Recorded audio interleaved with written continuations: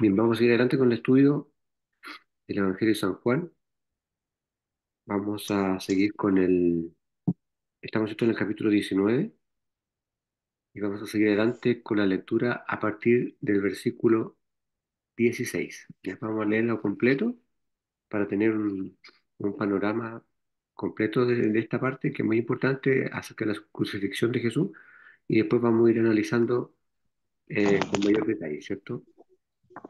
Versículo 16 entonces. Entonces Juan, capítulo 19, versículo 16 en adelante. Dice así la palabra del Señor. Así que entonces lo entregó a ellos para que fuese crucificado, tomaron pues a Jesús y le llevaron. Y él cargando su cruz salió al lugar llamado de la calavera y en hebreo Gólgota. Y allí le crucificaron y con él otros dos, uno a cada lado, y Jesús en medio. Escribió también Pilatos un título que puso sobre la cruz, el cual decía Jesús Nazareno, Rey de los judíos. Y muchos de los judíos leyeron este título porque el lugar donde Jesús fue crucificado estaba cerca de la ciudad, y el título estaba escrito en hebreo, en griego y en latín. Dijeron a Pilato los principales sacerdotes de los judíos: no escribas rey de los judíos, sino que él dijo: soy rey de los judíos. Respondió Pilato: lo que he escrito, he escrito. Cuando los soldados hubieron crucificado a Jesús, tomaron sus vestidos e hicieron cuatro partes, una para cada soldado. Tomaron también su túnica, la cual era sin costura, de un solo tejido de arriba abajo. Entonces dijeron entre sí: no la partamos, sino echemos suerte sobre ella, a ver de quién será. Esto fue para que se cumpliese la escritura que dice: repartieron entre sí mis vestidos, y sobre mi ropa echaron suerte. Y así lo hicieron los soldados. Estaban junto a la cruz de Jesús su madre y la hermana de su madre, María, mujer de Cleofas, y María Magdalena. Cuando vio Jesús a su madre y al discípulo a quien él amaba, estaba presente, dijo a su madre: mujer, he aquí tu hijo. Después dijo al discípulo: he aquí tu madre. Y desde aquella hora el discípulo la recibió en su casa. Después de esto, sabiendo Jesús que ya todo estaba consumado, dijo para que se escritura se cumpliese: tengo sed. Y estaba allí una vasija llena de vinagre. Entonces ellos empaparon en vinagre una esponja y poniéndola en un hisopo, se la acercaron a la boca. Cuando Jesús hubo tomado el vinagre, dijo: consumado es. Y habiendo inclinado la cabeza, entregó el espíritu.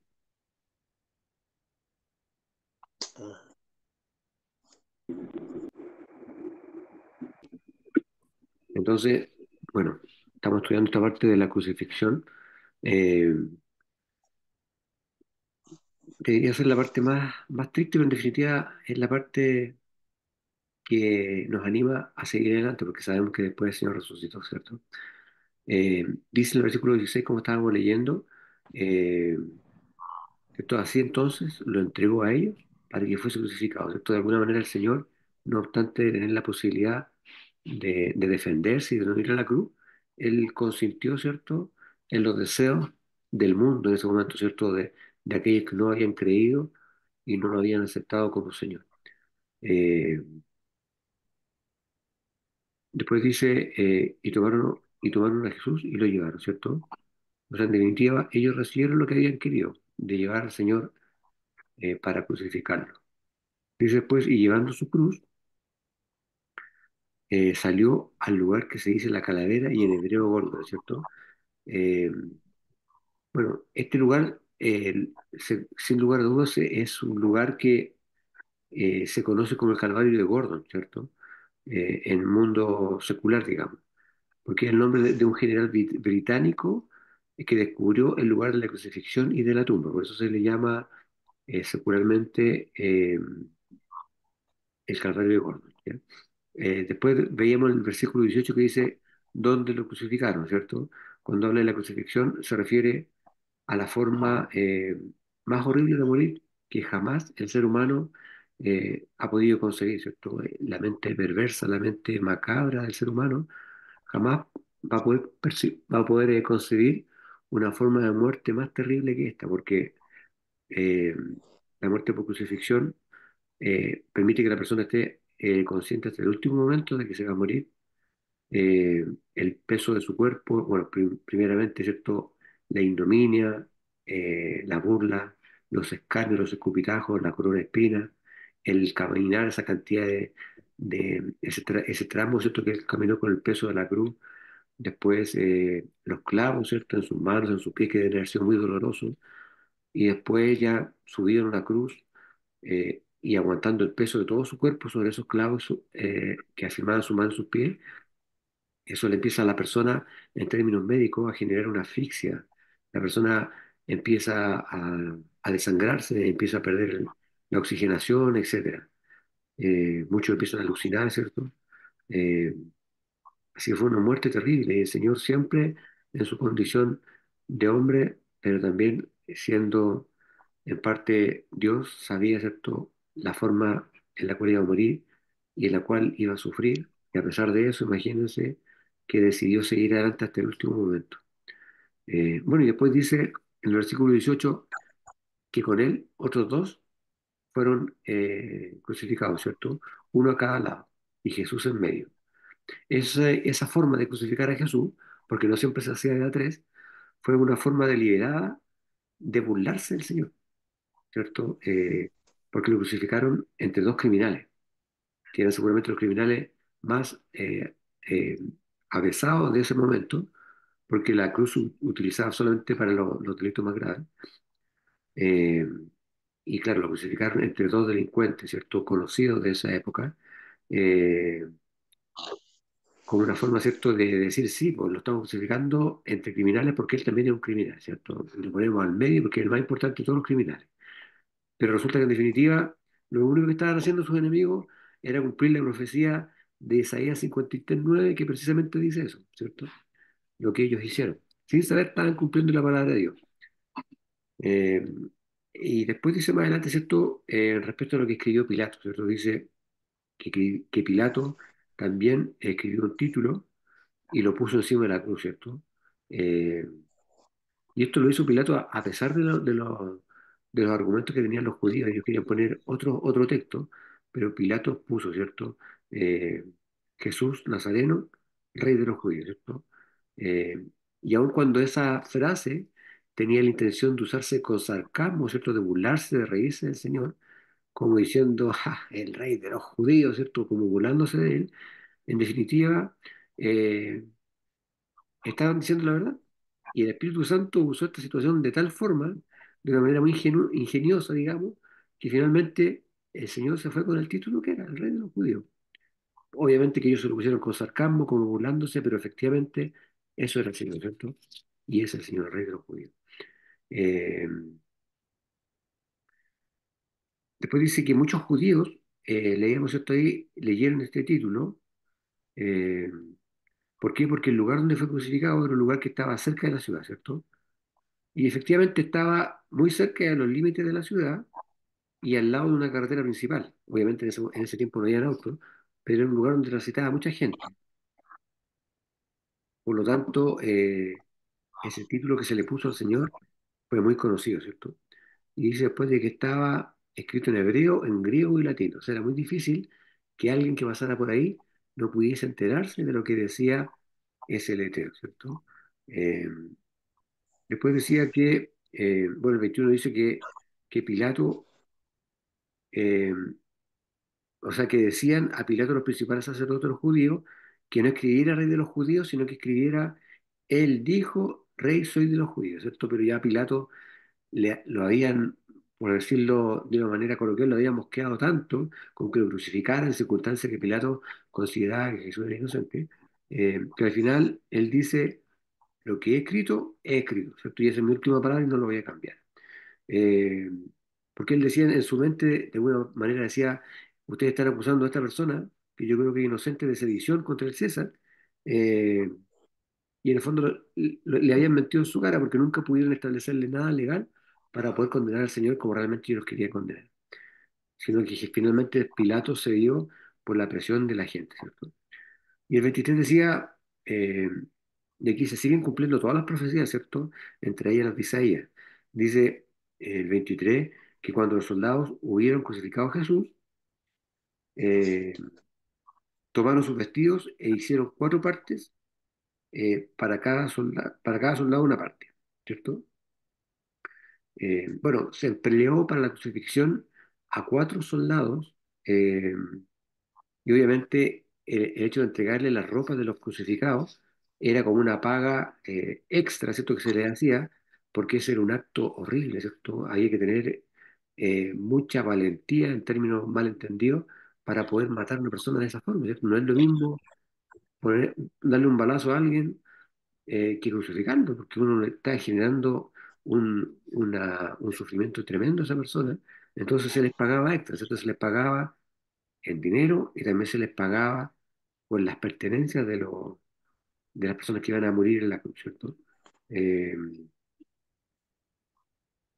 Después dice, y su túnica, pero querían también, digamos, dividir la túnica, pero resulta que la túnica era sin costura, dice la palabra, toda tejida desde arriba hacia abajo. Esto, por supuesto, que le daba a esa túnica un valor muy especial, ¿cierto? Un mayor valor, porque era un trozo de tela, en ese tiempo la tela era muy cotizada. Ahora los chinos hacen tela de cualquier cosa, así que ya da lo mismo un poco, pero en ese tiempo, ¿cierto? Lo que es la tela, las ropas, ¿cierto? Eran muy cotizadas, y esta prenda que usaba el señor era un solo paño completo, entonces tenía mucho valor, además no tenía costura ni nada por el estilo, por lo tanto era algo valioso para ellos, ¿cierto?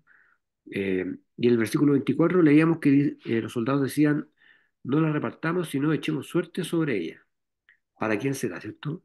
Eh, Esto lo describe, como todo lo que hemos leído hasta ahora, Juan, ¿cierto? Que es el autor de este libro. No olvidemos que Juan siempre hablaba en tercera persona, nunca se refería a él de manera clara, pero uno entiende, ¿cierto?, en las partes en que se refiere a él, de que se trataba de él mismo. Y él vio con sus propios ojos y escuchó con sus propios oídos todas estas conversaciones, ¿cierto? Eh, y esto nos da a entender que, al parecer, aparentemente, el único discípulo que estaba cerca del Señor en el momento de la crucifixión, ¿cierto? Bueno, y teniendo ese testimonio de Juan directo, por lo que escuchó y por lo que vio, respecto a que echaron suerte con la ropa del Señor, ahí se cumple otra profecía, ¿cierto? O mejor dicho, se cumple lo del Salmo 22, 18, ¿cierto? Cuando dice, repartieron para mí para sí mis vestidos y sobre mi vestidura echaron suerte, ¿cierto? Y los soldados fue precisamente lo que hicieron, ¿cierto? Según el testimonio de Juan, ¿cierto? Por lo tanto, sin quererlo una vez más, estaban dando cumplimiento a las escrituras, ¿cierto? No solamente a las profecías de Isaías, sino que también los salmos que había escrito eh, muchos de ellos el rey David. No tengo la certeza que este Salmo 22 lo escribió el rey David. Vamos a ver al tiro, va a salir de la duda. Salmo 22. Salmo 22, sí.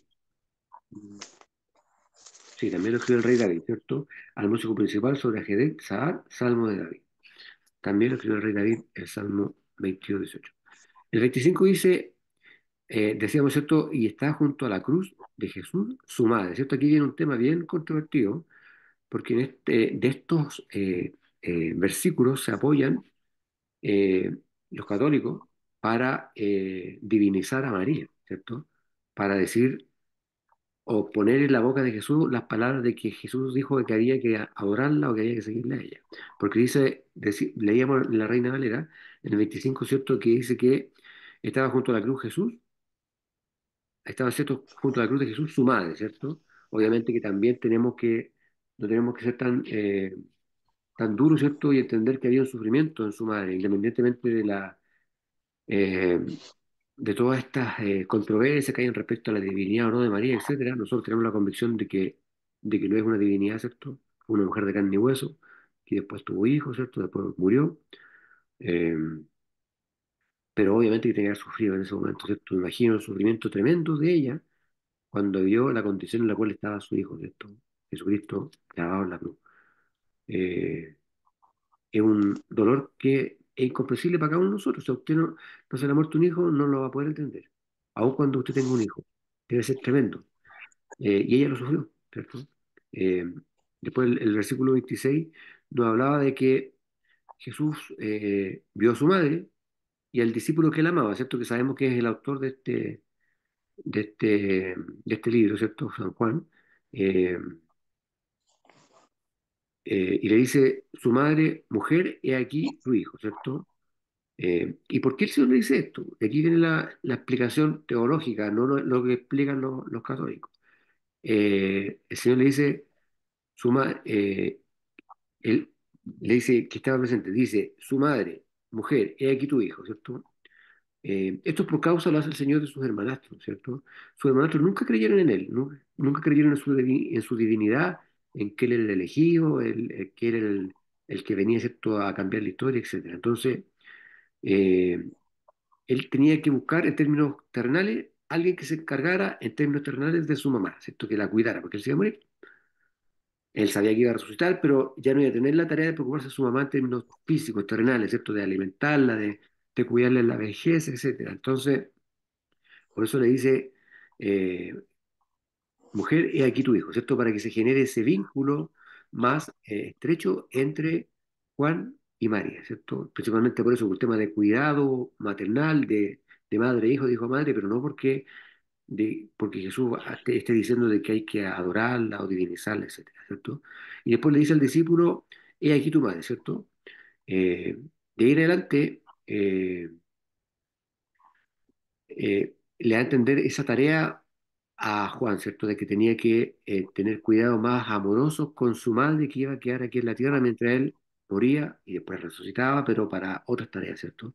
No iba a tener esa preocupación de estar preocupado por su mamá porque le iba a dejar esa preocupación a Juan, ¿cierto? Eh, Después dice, decía, ¿cierto? El versículo 28, eh, decía, ¿cierto? Sabiendo Jesús que todas las cosas ya estarían cumplidas, para que la escritura se cumpliese, dijo, tengo sed, ¿cierto? Él ya sabía que eran sus últimos minutos aquí en la tierra, y le da cumplimiento al Salmo 69, 21, ¿cierto? Cuando dice, eh, tengo sed, ¿cierto? Eh, Hay una predicación, la vamos a buscar un día, eh, que habla sobre las últimas 7 cosas que dijo el Señor antes de morir en la cruz. Y cada una de ellas entrega mensajes muy, muy potentes, y muy, muy llenos de contenido para después poder analizarlo. Eso más adelante lo vemos, ¿cierto? Eh, el versículo 29 leíamos, ¿cierto?, que decía que había un vaso lleno de vinagre, ¿cierto? Eh, y decía, ¿cierto?, que ellos llenaron una esponja de vinagre y rodeaba un hisopo y se lo acercaron a su boca, ¿cierto? Eh, Esto de alguna manera refleja la humanidad de Cristo, ¿ya? Porque el hisopo, que además se utilizaba en esa época, ¿cierto?, para untar la sangre sobre los postes de las puertas, ¿cierto? Cuando ocurrió la situación de la muerte de los primogénitos en Egipto, en la primera Pascua, de alguna forma simboliza la parte humana de Cristo, ¿ya? Por eso que se utiliza ese hisopo. Todo lo que el Señor permite que ocurriera tenía objetivos simbólicos, ¿cierto? Cada cosa es símbolo de algo, de algún mensaje de parte de Dios. Como lo veíamos el domingo, ¿cierto? Los hijos del profeta, ¿cierto? Cada uno tenía nombres que simbolizaban, ¿cierto?, el desastre que iba a ocurrir con el pueblo de Dios si es que no entendía el mensaje que el profeta le estaba diciendo. Por eso que es importante cada palabra irla escudriñando, ¿cierto? Y después decía, leíamos esto en el versículo 30, decía que cuando Jesús tomó el vino, eh, dijo, consumado es, ¿cierto? Eh,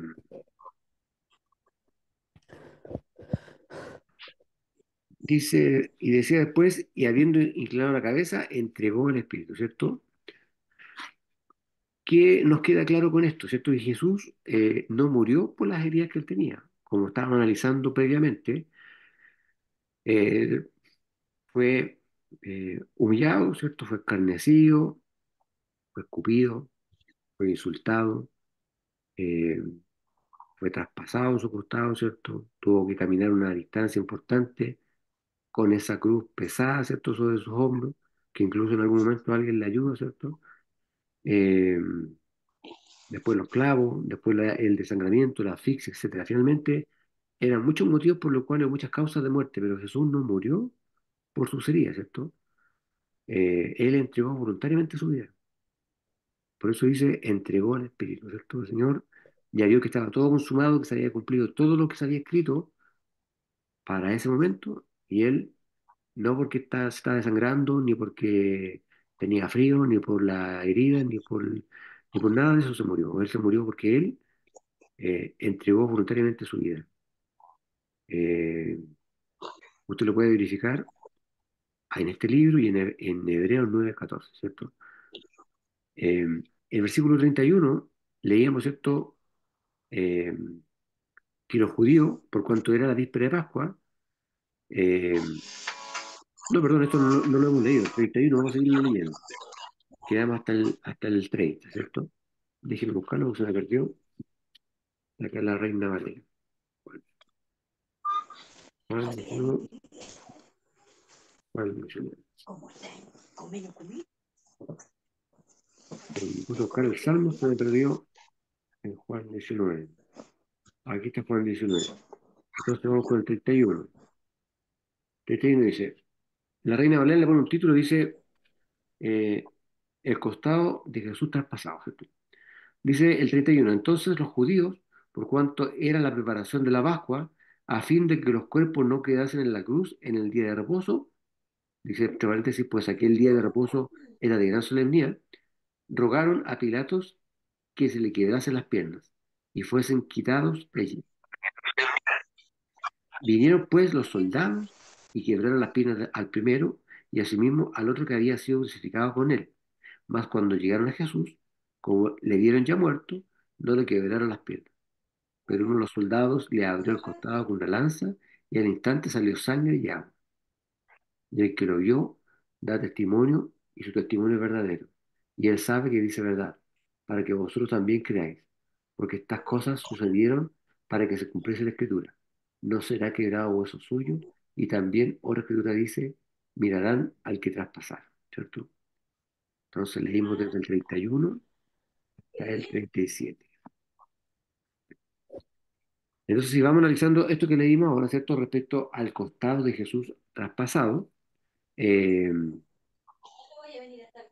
¿cierto? El 31 nos habla de que los judíos, en la víspera de la Pascua, para que los cuerpos no quedasen en ese lugar, ¿cierto? En descomposición, etcétera, y se murieran rápido, les quebraban las piernas. Eso les provocaba un gran dolor y por lo tanto, y por lo demás, ¿cierto? Adelantaba el proceso de la muerte, ¿cierto?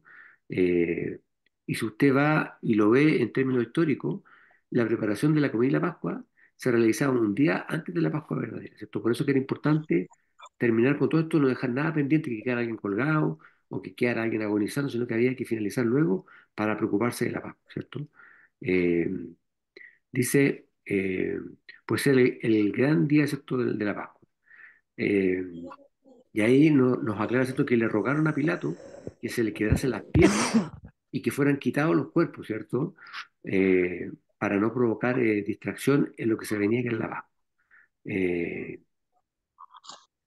Ahora, obviamente que las víctimas de la cruz, por mucha fortaleza que tuvieran, eh, el hecho de quedar en las piernas ya les generaba definitivamente la muerte. Esto era algo terrible que ya permitía que ya no pudiesen seguir luchando por su vida en la cruz, ¿cierto? Eh, y para que además no se quedaran en la cruz el día sábado, que iban a celebrar la Pascua. Eh, bueno, y cuando dice más adelante, ¿cierto? Que los soldados le quedaron las piernas al primero y al otro crucificado, se refieren a los dos ladrones, ¿cierto? Pues si a usted no le quedó claro, a los dos ladrones eh, que estaban, ¿cierto?, junto a Jesús, ¿ya? Eh, y después más adelante leíamos esto que dice eh, que cuando le iban a quebrar las piernas a Jesús, eh, lo vieron que ya estaba muerto, ¿cierto? Ahora, algunas personas, algunos teólogos lo encuentran raro, porque había personas que duraban mucho tiempo colgadas en la cruz, agonizando sin expirar, sin morir. Por eso que esta forma de morir era tan terrible, porque muchos días agonizando. Pero como nosotros ya entendimos antes, el Señor entregó su espíritu, murió voluntariamente, no murió por el flagelo de la cruz. Sufrió mucho, por supuesto, pero él entregó voluntariamente su vida. Eh, por eso algunos teólogos se sorprenden cuando dicen como le dieron ya muerto, ¿cierto? No podían entenderlo. Leíamos más adelante, dice que uno de los soldados, ¿cierto?, abrió su costado con una lanza, ¿cierto? Eh, y luego dice, ¿cierto?, que salió sangre y agua. Algunos dicen, obviamente, que esto no lo descarta ni lo confirma la Biblia, pero algunos dicen que salió agua y sangre porque el corazón del Señor se había roto, ¿cierto? O se había quebrado, no en términos físicos, sino que en términos de pena, ¿cierto? De tristeza por la maldad del ser humano y que por eso había salido sangre y agua. Eh, Hay por ahí, la otra vez leí una explicación médica de por qué así le salió sangre y agua. No lo tengo acá, pero lo va a compartir en algún momento. Pero algunos dicen que fue por eso, porque se le conmovió el corazón del Señor. El 35 leíamos esto que decía, dice, ¿cierto? El que lo vio da testimonio y su testimonio es verdadero, ¿cierto? Ahí vemos la forma que tiene, la narrativa que tiene Juan, ¿cierto? De hablar en tercera persona. Él podría haber dicho, aquí estoy yo, el que lo vi, el que estoy dando testimonio, ¿cierto? No sabemos si por humildad o porque era una forma de hablar de Juan, pero Juan habla en tercera persona y dice esto, ¿cierto? Pero se refiere claramente a él mismo como testigo ocular de, de todo esto que pasó, ¿cierto? De la muerte, del escarnio, de que no le quebraron las piernas, ¿cierto? De que le enterraron la lanza en el costado, todo esto que finalmente iba dando cumplimiento a todas las profecías del Antiguo Testamento, ¿cierto? Eh, y más adelante leíamos, ¿cierto?, que decía, porque estas cosas fueron hechas para que se cumpliese la Escritura, ¿cierto? Hueso, ningún hueso se quebrantará de él. En Éxodo 12:46 lo pueden encontrar, en Número 9:12, en Salmos 34:20, ¿cierto? Eh, ahí está confirmado en tres partes distintas que así no salía a quebrar ni un solo hueso, aun cuando hubiese muerto. Eh, y después al final leímos esto y también otra escritura dice, mirarán al que traspasaron, ¿cierto? Cuando lo traspasaron con la lanza. Eso está en Salmo 22:16 y 17. Zacarías también, ¿cierto? Un profeta menor. Zacarías 12:10. Y en Apocalipsis también lo puede encontrar usted en Apocalipsis 1, versículo 7, cuando dice, mirarán al que traspasaron. ¿Amén? Vamos a quedar hasta aquí. Nos quedan un par de minutos para orar, para darle gracias al Señor. Esta es una de las partes eh, que más tenemos que recordar, la forma en la cual murió el Señor eh, por cada uno de nosotros, ¿cierto? Cómo se despojó de su divinidad, cómo se hizo hombre, cómo sufrió todo lo que sufrió para que nosotros podamos tener vida eterna. Gloria. Así que nos terminemos de agradecerle al Señor y vamos a orar ahora para finalizar esta entrega. Le voy a pedir a mi hermana Cecilia que eleve una oración y con esto estamos terminando este estudio. ¿Está por ahí, hermana Cecilia? Amén. Padre nuestro que estás en los cielos, damos gracias por estar reunidos en esta hora, por estar aprendiendo de tu palabra, Padre eterno. Damos gracias por haber proveído estos medios para poder comunicarnos, para conectarnos. Te damos las gracias, Señor amado, porque sabemos el sacrificio que has hecho tan grande por nosotros en la cruz. Sí, Gracias porque nos das vida, nos das salud, nos has regalado un nuevo día, orando por los hermanos que se encuentran afligidos, enfermos, y pidiendo que tú nos cuides, nos bendiga y nos acompañe para nuevamente volver a encontrarnos por este medio. amén. Te alabamos, te adoramos, te damos gracias, Señor amado, en el nombre del Padre, del Hijo y del Espíritu Santo. Amén. Amén. Bien, hermano, por esto hemos dado término a este estudio. Que Dios le bendiga y nos encontramos el domingo con la ayuda del Señor. Amén. Amén. Amén. Que estén Chao. muy bien. Chaito. Chao. Chao. Chao.